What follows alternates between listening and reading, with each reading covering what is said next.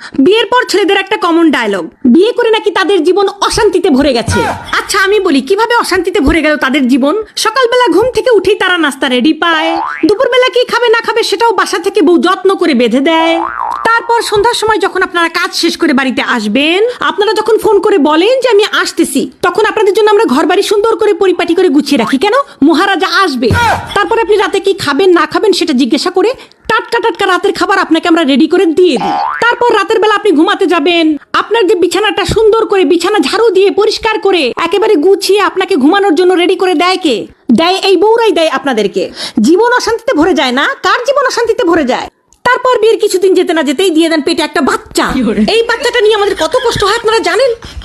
সেই বাচ্চা পেটের মধ্যে 9 মাস কে পালে? আপনি পালেন? আপনারা তো খুব ফুর্তিতে বাচ্চাটা দিয়ে দিয়েছেন, কিন্তু সেই বাচ্চা আমরা পেটের মধ্যে 9 মাস পালি।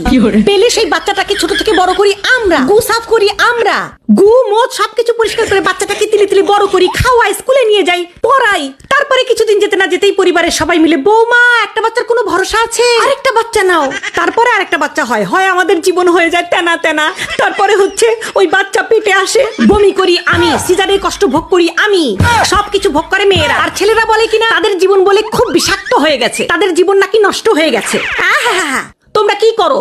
ও এখন তো আবার খোটা দিবা। মানে আমরা বিয়ের পর ছেলেদের একটা কমন